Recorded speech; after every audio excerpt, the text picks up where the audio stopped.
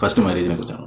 അത് നമുക്ക് കോട്ടയംകാർക്ക് അല്ലെങ്കിൽ ഞാലിക്കുടി താമസിക്കുന്ന എല്ലാവർക്കും അറിയാവുന്ന ഒരു കാര്യമാണ്. അവിടെ ഉള്ള ഒരു ബിനു എന്ന് പറയുന്ന ഒരാളുമായിട്ട് കല്യാണം കഴിഞ്ഞു എന്നുള്ളത്. എനിക്ക് ചേച്ചി ഇവിടെ ആണെങ്കിൽ 5ാം ക്ലാസ് തൊട്ട് അറിയാം രേണു പറഞ്ഞോള.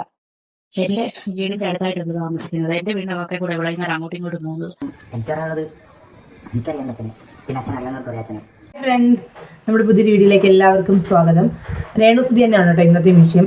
ഈ രേണുസുതി ഒന്ന് വെറുതെ വിട്ടുകൂടെ, എന്തിനാണ് അവരിങ്ങനെ ഉപദ്രവിക്കുന്നത് എന്നൊക്കെ ചോദിച്ച ഒരു കൂട്ടം ആളുകൾ എത്താറുണ്ട്. എനിക്ക് അവരോട് പറയാം ഇത്ര മാത്രമേ ഉള്ളൂ. രേണുസുതി ആഗ്രഹിക്കുന്നതും ഇതൊക്കെ തന്നെയാണ് കേട്ടോ. രേണുസുതി എടുത്ത് വെച്ച് എല്ലാവരും റിയാക്ട് ചെയ്യണം, എന്നാൽ മാത്രമേ രേണുസുതിക്ക് എന്ത് ചെയ്യാൻ പറ്റത്തുള്ളൂ, രേണുസുതിക്ക് ഈ ഒരു ഫീൽഡിൽ പിടിച്ചു നിൽക്കാൻ പറ്റുള്ളൂ.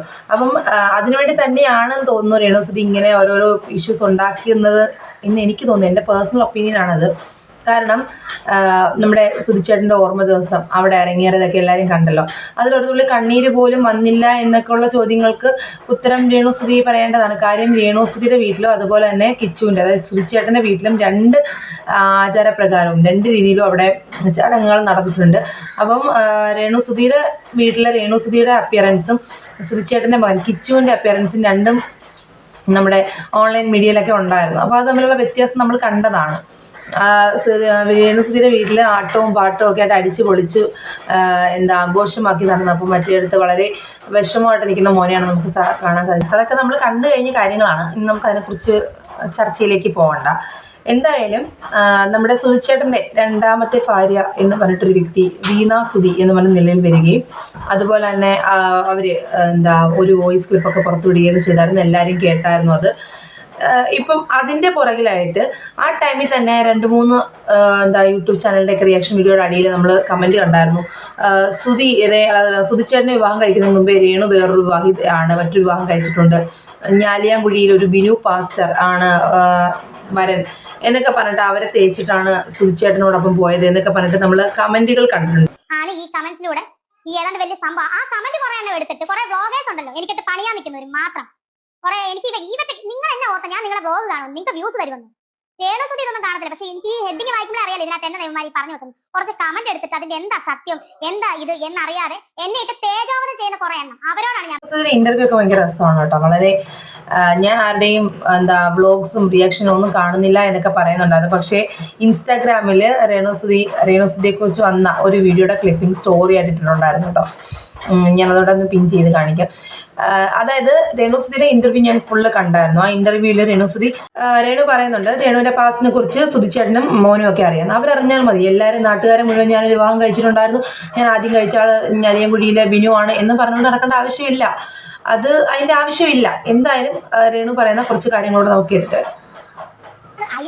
ഈ പറയുന്ന വ്യക്തി പാസ്റ്റൊന്നും അല്ല, എനിക്കറിയില്ല പാസ്റ്റർ ഈ പറയുന്ന വ്യക്തി കല്യാണം കഴിഞ്ഞ 2 മക്കളോട് കുടുംബജീവിതമായിട്ട് താമസിക്കുന്നത് ഞാൻ. പിന്നെ എനിക്കിതുവരെ പറയേണ്ടതായിട്ട് പ്രശ്നം രേണു പറയുന്ന പല കാര്യങ്ങളും വളച്ചൊടിക്കപ്പെടുന്നുണ്ട്. ഇപ്പം രേണു ഏതർത്ഥത്തിലാണോ അത് പറയുന്നത് ആ രീതിയിലല്ല ഓൺലൈൻ മീഡിയയിലും പിന്നെ പുറത്ത് വരുന്നത്. അതാണ് ഒരു പ്രശ്നമായിട്ടുള്ളത്. അത് രേണു മനഃപൂർവ്വമാണോ അങ്ങനെ ചെയ്യുന്നതെന്നുള്ളത് എനിക്കും അറിയില്ല. കാര്യം രേണുവിന് ഈ ഫീൽഡിൽ നിൽക്കണം. ഈ ഫീൽഡിൽ നിന്നാൽ മാത്രമേ പിടിച്ചു നിൽക്കാൻ പറ്റുള്ളൂ അല്ലേ. ഇങ്ങനെ വൈറലായിട്ട് നിൽക്കണം. അത് പോസിറ്റീവായിട്ടുള്ള കമൻസും നെഗറ്റീവായിട്ടുള്ള കമൻസും വരും. ഇപ്പോൾ ഒരു ഫീൽഡിൽ നിൽക്കുന്ന എല്ലാവർക്കും ഇങ്ങനെ പോസിറ്റീവ് നെഗറ്റീവ് വരും. എനിക്ക് തോന്നുന്നു ഏറ്റവും കൂടുതൽ എയറിൽ നിന്ന് എയറിലേക്ക് പൊയ്ക്കൊണ്ടിരിക്കുന്ന രേണുസുതി തന്നെയാണ് കേട്ടോ. ഒരു കൂട്ടം ആളുകൾ മനഃപൂർവ്വം കണ്ടന്റിന് വേണ്ടിയിട്ട് മനഃപൂർവ്വം വളച്ചൊടിച്ച് രേണുവിനെ ഈ പ്രശ്നത്തിലേക്ക് ആക്കുന്ന ഒരു കൂട്ടം ആളുകളുണ്ട്. അതുപോലെ തന്നെ രേണു അതിനായിട്ട് നിന്ന് കൊടുക്കുകയും ചെയ്തു. നമ്മൾ പല വീഡിയോയിലും പറയുന്നുണ്ട്, കുറച്ചെങ്കിലും കോമൺ സെൻസോട് കൂടി മുന്നോട്ട് പോയാൽ, അതായത് കുറച്ചെങ്കിലും യുക്തിപൂർവ്വമായിട്ട് ആലോചിച്ച് മറുപടി പറയുകയും തീരുമാനങ്ങൾ എടുക്കുകയൊക്കെ ചെയ്തു കഴിഞ്ഞാൽ ഇത്രയും മാത്രം നെഗറ്റീവ് കമൻസിൽ വരേണ്ടി വരില്ലായിരുന്നു രേണുവിന്. അതുപോലെ തന്നെ നമ്മുടെ കിച്ചുവിൻ്റെ ഒരു യൂട്യൂബ് ചാനലിൽ ഒരു Q&A ഉണ്ടായിരുന്നു. അപ്പോൾ അതിനകത്ത് നമ്മുടെ കിച്ചു പറയുന്ന കുറച്ച് കാര്യങ്ങളുണ്ട്. നമുക്ക് അതുകൂടെ കേട്ടിട്ട് വരാം. ഇതിന്റെ ഫുൾ സപ്പോർട്ട് അവരാണ്. അതെ, എല്ലാ കാര്യത്തിനും കൂടെയ്ക്കും. അടുത്തത് Vismaya V. Hi Kichu, how are you? Happy ആയിരിക്കും. എനിക്ക് ചോദിക്കാനുള്ള ക്വസ്റ്റ്യൻ, ഇപ്പോൾ നടന്നുകൊണ്ടിരിക്കുന്ന ഇന്റർവ്യൂസ് കുറെ സുധിച്ചേട്ടനെ കുറിച്ച് ന്യൂസ് വരുന്നുണ്ട്. അതിനോട് കിച്ചു എന്താണ് പറയാനുള്ളത്? ഒന്നും കണ്ട് തളരരുത്, മുന്നോട്ട് തന്നെ പോകൂ. അച്ഛൻ്റെ കുറേ ന്യൂസ് എല്ലാവരും ഇപ്പോൾ കേട്ട് കാണും. എനിക്കറിയാനുള്ളത് എനിക്കറിയാം എൻ്റെ അച്ഛനെ, പിന്നെ അച്ഛനെ അറിയാവുന്നവർക്കും അറിയാം അച്ഛനെ. അത്രേ ഉള്ളൂ. എനിക്കിപ്പം ആ ഒരു ഇൻ്റർവ്യൂ വീണ്ടും ഇനി കുത്തിപ്പൊക്കി ഒരു സംഭവമാക്കണമെന്ന് എനിക്കില്ല. ഞാൻ എന്താണെന്ന് വെച്ചാൽ അതുപോലെ പോട്ട് പറയാനുള്ളവര് പറയട്ടെ, അത് തന്നെ. അറിയാലോ ആരാന്ന്. ആ എല്ലാവർക്കും പുള്ളി അറിയാലോ. അറിയാവുന്നവർക്ക് പുള്ളി അറിയാം. പുള്ളി എങ്ങനെ ആയിരുന്നു എല്ലാവർക്കും അറിയാം. ആ അമ്മയും ഋതുട്ടനെയും നന്നായി നോക്കണേ. അതുപോലെ തന്നെ ഈ സുധിച്ചേട്ടൻ്റെ ഓർമ്മ ദിവസം അലൻ അവിടെ വന്ന് ഡാൻസ് കളിച്ച സമയത്ത് രേണുവിന് പറയായിരുന്നു അല്ലേ, ഇതൊരു ഓർമ്മ ദിനമാണ്, നമ്മുടെ സുധിച്ചേട്ടൻ്റെ ഓർമ്മ ദിനമാണ്, ഇവിടെ ഇങ്ങനൊരു ആഘോഷത്തിൻ്റെ ആവശ്യമില്ല എന്ന് രേണുവിന് പറയായിരുന്നു. പക്ഷെ അവിടെ അത് രേണു ചെയ്തില്ല. അതും ഞാനതാ പറഞ്ഞത്. ഇപ്പം ഓൺലൈൻ മീഡിയ അതുപോലെ തന്നെ ഈ ഒരു ഫുഡ് വാരി കൊടുക്കുന്ന സമയത്ത് ക്യാമറമാൻ വാരി കൊടുക്കുമോ സഹോദരനും സഹോദരിക്കും വാരി കൊടുക്കണം എന്നുണ്ടെങ്കിൽ നമുക്ക് ആരും അറിയാതെ കൊടുക്കാം, ആരും മീൻസ് നമുക്ക് അല്ലാതെ കൊടുക്കാം. ഇത് ക്യാമറയ്ക്ക് മുമ്പിൽ ഇങ്ങനെ ചെയ്യുമ്പോഴാണ് പ്രോബ്ലംസ് ഉണ്ടാവുന്നത്. എന്തായാലും ഈ അലൻ പെരേര അവരുടെ ഒരു വോയിസ് ക്ലിപ്പ് ഉണ്ട്, അതായത് രേണു ചേച്ചിക്ക് പറയാമായിരുന്നു ഇതിവിടെ പാടില്ല എന്ന് പറയുന്ന ഒരു ചെറിയ ക്ലിപ്പിംഗ് ഉണ്ട്, നമുക്ക് അതൊന്ന് കേട്ടു. രേണു ചേച്ചിക്ക് പറയാറുണ്ട്, എന്റെ ഭർത്താവിന്റെ 2ാം ചരമവാർഷികമാണ്, നീ ഇത് ഇവിടെ ചെയ്യരുത് എന്ന് രേണു ചേച്ചിക്ക് പറയാറുണ്ട്. പക്ഷെ പുള്ളിക്കാരൻ സുധിച്ചേട്ടൻ്റെ ഓർമ്മ ദിവസം ഈ പ്രതീഷ് എന്ന് പറഞ്ഞ പയ്യനും അത് അവരുടെ വൈഫും കുട്ടിയും എല്ലാം അവിടെ വന്നിട്ടുണ്ടായിരുന്നു. ആ ടൈമിൽ അവർ ഈ ഫുഡ് വാരി കൊടുത്തതിനെ പറ്റി ഒരു ഇത് ബൈറ്റ് പറയുന്നുണ്ട്, നമുക്ക് അതും കൂടെ ഒന്ന് കേട്ടിട്ട് വരാം.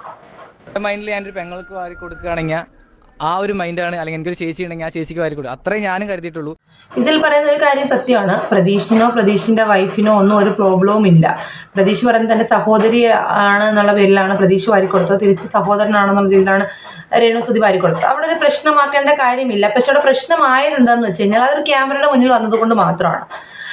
രേണു എന്താണ് ചെയ്യുന്നത്, ഇപ്പം രേണു സുധി എന്ന് പറയുന്ന കണ്ടന്റ് വ്യൂസ് ഉള്ളതാണ് എന്നറിയാവുന്നതുകൊണ്ട് തന്നെ എല്ലാവരും എന്ത് ചെയ്താലും രേണു എന്ത് ചെയ്താലും അതൊരു കണ്ടന്റ് ആക്കി എടുത്ത് അതിനടുത്ത് ചാനലിലിട്ട് വൈറലാക്കാൻ നോക്കുന്നവരാണ്.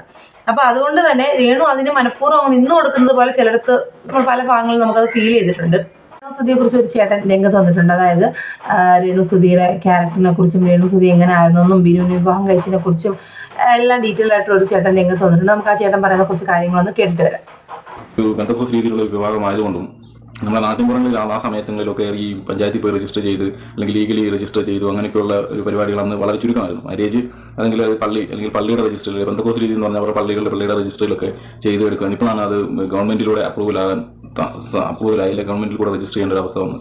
ആ സമയത്ത് അവിടെ വെച്ചായിരുന്നു ഈ ഹോസ്റ്റേഴ്സിൽ പഠനം കഴിഞ്ഞാണ് അത് ജോലി സംബന്ധമായിട്ട് എന്തോ പോവുകയും അതോടൊപ്പം ഈ അവരെവിടെ വീട്ടിലാണ് താമസിച്ചത്, അത് സിനിമയുമായി ബന്ധപ്പെട്ട 6 വീടുകളിലാണ് താമസിച്ചുകൊണ്ടിരുന്നത്. അപ്പോൾ താമസിച്ചുകൊണ്ടിരുന്നപ്പോൾ അവിടെ വെച്ചാണ് സുധി എന്ന് പറയുന്ന ആളുടെ മെസ്സേജ് അയക്കുകയും അതോടൊപ്പം തന്നെ ആ സുധിയുമായിട്ട് ചാറ്റിംഗ് ഉണ്ടാകുകയും ഇതിന്റെ എല്ലാം കാരണം ഈ ചാറ്റിംഗ് പ്രകാരമാണ് സുധിയുടെ ആദ്യ ഭാര്യ 2ാം ഭാര്യ കണങ്ങി പോകുന്നത്. അതുപോലെ തന്നെ ഈ രേണുവിന്റെ കുടുംബത്തിനും പ്രശ്നം ഉണ്ടാകുന്നതാണ്. പിന്നീട് ഈ കോട്ടയംകാരെല്ലാം ഞാലൂരിൽ താമസിക്കുന്നവർക്ക് എല്ലാവരും ഈ സംഭവത്തെക്കുറിച്ച്. പിന്നീട് സുധി ഇവരുടെ വീട്ടിൽ വരികയും ഇവരുടെ വീട്ടിലായിരുന്നു സുധി പിന്നെ താമസിച്ചുകൊണ്ടിരുന്നത്, ഞാലൂരിലാണ് സുധി താമസം. അങ്ങനെയാണ് ഈ സംശയം എന്ന് പറഞ്ഞാൽ ഇപ്പോൾ നാട്ടുകാർ ഇതെന്ന് പറഞ്ഞാൽ ഞാലിയാവൂരിലുള്ള ആൾക്കാരൊന്നും മണ്ടന്മാരൊന്നുമല്ല. കോട്ടയം ജില്ലയിലുള്ള ആൾക്കാർ അവർ ഇതേക്കുറിച്ച് കൂടുതൽ ഡീറ്റെയിൽസ് അവർക്കറിയാം. അവർ ഇത് ഒത്തിരി വലിച്ചയച്ചുകൊണ്ട് വന്നു. അവർ സമൂഹ മാധ്യമങ്ങളിൽ ഇപ്പം ഈ ഇന്റർവ്യൂ ഒക്കെ ചെയ്യുന്ന പയ്യന്മാരുണ്ട്. ആ പയ്യന്മാർ അവിടെ കോട്ടയം ഞാലിയാവൂർ ഭാഗത്തൊക്കെ ഒരു 10 പേരോട് ഇതേക്കുറിച്ച് ചോദിച്ചു കഴിഞ്ഞാൽ അവർ ആളത്തോടെ നല്ല ആൾക്കാരുണ്ട്. അവർ നല്ല കാര്യങ്ങൾ ഈ ചാനലിൽ പറയും ഇതുപോലുള്ള കാര്യങ്ങളെക്കുറിച്ച്. അതുകൊണ്ട് ആവശ്യമില്ലാത്ത കാര്യങ്ങൾ ചെകഞ്ഞും എടുക്കുന്നതും പറയാതെ അവിടെ വെച്ച് സ്റ്റോപ്പ് ചെയ്ത് നിർത്തുന്നതായിരിക്കും ഏറ്റവും നല്ലത്. എങ്ങനെയാണോ ഷോർട്ട് ഫിലിമോ വീഡിയോ എന്തൊക്കെ ചെയ്തുകൊണ്ട് സമാധാനത്തോടെ ജീവിച്ചു പോകുന്നതായിരിക്കും ഏറ്റവും നല്ലത്. അതല്ലാതെ ഈ പറഞ്ഞവരെ പിന്നെയും തെറി പറഞ്ഞുകൊണ്ടിരുന്നാൽ അവർ പിന്നെയും ഓരോ കാര്യങ്ങൾ എടുത്തിട്ടുണ്ടിരിക്കും. ഒന്നും പറയാൻ പറ്റത്തില്ല. കാരണം ഇതിലൊക്കെ ഒരുപാട് കള്ളത്തരങ്ങളും കള്ളികളും അല്ലെങ്കിൽ ഒരുപാട് കള്ളത്തരങ്ങളൊക്കെ ഇതിനകത്ത് ഒടിഞ്ഞു കിടപ്പുണ്ട്. ആദ്യത്തെ വിവാഹം വേർപെടുത്താനും ബന്ധം വേർപെടുത്താനും അല്ലെങ്കിൽ ബന്ധം വേർപെടുത്താനും ഒരുപാട് കാര്യങ്ങൾ പറയാനുണ്ട് കേട്ടോ. ഒരുപാട് കാര്യങ്ങൾ പറയുന്നുണ്ട് ഞാലിയാൻകുഴിയിലെ കാര്യങ്ങളെ കുറിച്ച്. ഇവര് പറയുന്ന ഒരു കാര്യം എന്ന് പറഞ്ഞു കഴിഞ്ഞാൽ സുധിച്ചേട്ടൻ്റെ 2ാമത്തെ വൈഫ് എന്ന് പറഞ്ഞ് വന്ന വ്യക്തി പറഞ്ഞതും ഈ ഇദ്ദേഹം പറയുന്ന വ്യക്തിയോട്ട് ഒരു കാര്യം കണക്ട് ചെയ്യുന്നുണ്ട്. അതായത് സുധിച്ചേട്ടനും രേണുവുമായുള്ള ബന്ധമാണ് ഇവരുടെ ലൈഫ് തകർത്തതും അതുപോലെ തന്നെ വീണ അവർ തമ്മിലുള്ള ബന്ധവും തകർത്തതെന്ന് ഈ 2 പേരും പറയുന്ന ഒരു കാര്യമായിട്ട് വരുന്നുണ്ട്. ഇതിപ്പം ഒരു ബന്ധം, അതായത് രേണു വിനു ആണെന്നാണ് പറയുന്നത്. അപ്പോൾ അവരുടെ ലൈഫ് നിലനിൽക്കുന്ന സമയത്തും ഈ സുധിച്ചേട്ടനും വീണ ആയിട്ടുള്ള ബന്ധം നിലനിൽക്കുന്ന സമയത്ത് ഇവർക്കിടയിൽ റിലേഷൻ ഉണ്ടായിരുന്നു. ചിലപ്പം സൗഹൃദമായിരിക്കാം, അത് തെറ്റിദ്ധരിക്കപ്പെട്ടതുകൊണ്ടായിരിക്കും 2 പേരുടെ ലൈഫും സ്പോയിലായത്. എന്താണെന്നറിയില്ല. നമുക്ക് വ്യക്തമായ കാര്യങ്ങൾ ഇതിപ്പം സുധിച്ചേട്ടൻ ജീവനോടെ ഇല്ല, എന്താണ് ഇതിനിടയ്ക്ക് നടന്നതെന്ന് അറിയാനായിട്ട്. അല്ലെങ്കിൽ പിന്നെ രേണുവിൻ്റെ മുൻ ഭർത്താവ് വന്ന് രംഗത്ത് വന്ന് കാര്യങ്ങൾ ബോധ്യപ്പെടുത്തണം. പിന്നെ ഒരു കാര്യം എന്ന് പറഞ്ഞു കഴിഞ്ഞാൽ മാങ്ങയുള്ള കല്ലിലെ അള്ള് കല്ലെറിയൂ എന്ന് പറയുന്നത് പോലെ ഇപ്പോൾ ഒരു സെലിബ്രിറ്റി സ്റ്റാറ്റസോടെ നിൽക്കുന്ന രേണുവിനെ എങ്ങനെയെങ്കിലുമൊക്കെ ഇങ്ങനെ മോശപ്പെടുത്തണമെന്ന് ആലോചിച്ചുകൊണ്ടും ആളുകൾക്ക് ഇങ്ങനെ കെട്ടിച്ചമച്ച് കാര്യങ്ങൾ പറയാവുന്നതേ ഉള്ളൂ. കാര്യം നമ്മൾ ഷാജിയുടെ ഒരു വീഡിയോ ചെയ്ത സമയത്ത് ഷാജിദ ദാണ്ട് ജയിലിലേക്ക് പോകുന്നു, ദാണ്ട് ഇപ്പം കേസെടുക്കും എന്നൊക്കെ പറഞ്ഞിട്ട് വേൾഡ് മലയാളി കൗൺസിൽ രംഗത്ത് എന്നൊക്കെ പറഞ്ഞിട്ട് വന്ന ഒരു വോയിസ് ക്ലിപ്പ് ഫുള്ളായിട്ട് ഫേക്കായിരുന്നു. അപ്പം ഇതുപോലൊരു സോഷ്യൽ മീഡിയയിൽ വന്ന് ഇത്രയും ആളുകളടുത്ത് റിയാക്ട് ചെയ്തൊരു ചാനലിൽ ഇത്ര വിഷയത്തെ പോലും ഇങ്ങനെ ഞാൻ പ്രസിഡന്റ് ആണ് എന്ന് പറഞ്ഞ് ഒരു വോയിസ് ക്ലിപ്പ് വന്നില്ലേ, അതുപോലെ എല്ലാം ഫേക്ക് ആവാനും ചാൻസ് ഉണ്ട്. അപ്പൊ എന്തായാലും ഇദ്ദേഹം പറയുന്ന കുറച്ച് കാര്യങ്ങളോട് നമുക്കത് കേട്ടിട്ട് വരാം. ഫസ്റ്റ് മാരേജിനെ കുറിച്ചാണ്. അത് നമുക്ക് കോട്ടയംകാർക്ക് അല്ലെങ്കിൽ ഞാലിൽ താമസിക്കുന്ന എല്ലാവർക്കും അറിയാവുന്ന ഒരു കാര്യമാണ്. അവിടെ ഉള്ള ഒരു ബിനു എന്ന് പറയുന്ന ഒരാളുമായിട്ട് കല്യാണം കഴിഞ്ഞു എന്നുള്ളത്. ഇവർ കാരണമാണ് ഈ കുടുംബങ്ങൾ രണ്ടും തകർന്നു. ആ ബിനു എന്ന് പറയുന്ന അവന്റെ കുടുംബം തകർന്നത് ഇവർ കാരണം. അതായത് സുധിയുടെ കുടുംബം തകർന്നു. പിന്നെ സുധി ഇന്ന് ഏൽക്കുമായിരുന്നു. സുധി പിന്നെ ഈ രേണുസുധിക്ക് ഇതൊന്നും തുറന്ന് പറയാൻ പറ്റത്തില്ല. കാരണം ഇതിലൊക്കെ ഒരുപാട് കള്ളത്തരങ്ങളും കള്ളികളും അതെങ്കിൽ ഒരുപാട് കള്ളത്തരങ്ങളൊക്കെ ഇതിനകത്ത് ഒടിഞ്ഞു കിടക്കും. ഈ വെളിപ്പെടുത്തൽ കൊണ്ട് തന്നെ ഇദ്ദേഹം ഇങ്ങനെ രേണുവിനെ കുറിച്ച് ഇങ്ങനെ ഇതുമായിട്ട് രംഗത്ത് വന്നതുകൊണ്ട് തന്നെ രേണുവിന്റെ ഒരു എക്സ്പ്ലനേഷൻ ഉടനെ തന്നെ നമുക്ക് പ്രതീക്ഷിക്കാം. എന്തായാലും രേണു ഇത് എക്സ്പ്ലനേഷൻ വീഡിയോയുമായി വരുമെന്ന് പ്രതീക്ഷിക്കുന്നു. കാര്യം രേണു രംഗത്ത് വന്ന് രേണുവിന്റെ ലൈഫിലെ കാര്യങ്ങൾ പുറത്തു പറയണം. അതായത് നമ്മുടെ ദീപ്തി ടീച്ചറിന്റെ ടൈം നിങ്ങൾക്ക് അറിയാമല്ലോ, ഞങ്ങൾ ഇങ്ങനെയൊക്കെയാണ് എന്ന് പറയുന്നൊരു ചാനലുണ്ടായിരുന്നു ദീപ്തി ടീച്ചർ. അപ്പോൾ ടീച്ചർ ആദ്യം ഒരു വിവാഹിതയാണ്. അപ്പോൾ ടീച്ചറിന്റെ ലൈഫിനെ കുറിച്ച് ടീച്ചർ പറഞ്ഞപ്പോഴാണ് ടീച്ചറിന്റെ ലൈഫ് ഇങ്ങനെ ആയിരുന്നു എന്നും അതുകൊണ്ടാണ് ടീച്ചർ അത് വേണ്ടാന്ന് വെച്ച് അടുത്തൊരു വിവാഹം തേടിയതെന്നൊക്കെ പുറത്തു വന്നപ്പോഴാണ് നമ്മൾ അവരെ കുറിച്ചുള്ള കാര്യങ്ങൾ മനസ്സിലാക്കിയത്. അതും ഇത്രയും ഒരുപാട് സബ്സ്ക്രൈബേഴ്സ് ഉള്ള, ഒരുപാട് പേര് സ്നേഹിക്കുന്ന, ഒരുപാട് ആദര സേവനങ്ങൾ ചെയ്യുന്ന ഒരു വ്യക്തിയാണ് ദീപ്തി ടീച്ചർ എന്ന് പറയുന്നത്. അപ്പം അവരുടെ ലൈഫിലുണ്ടായ ഇൻസിഡന്റ് തിരിച്ചറിഞ്ഞത്. ഇവിടെ രംഗത്ത് വരികയും എന്താണ് സംഭവിച്ചത് എന്ന് വ്യക്തമാക്കുകയും ചെയ്യുക. അതുപോലെ തന്നെ ഇതിലെന്തെങ്കിലും, അതായത് ഈ പീസ് അയൽക്കാരൻ എന്ന് പറഞ്ഞ ആൾ പറയുന്നത് എന്തെങ്കിലും സത്യാവസ്ഥ ഉണ്ടോ, എന്താണ് ഇവിടെ കൃത്യമായി നടന്നതെന്ന് നമുക്കറിയില്ല.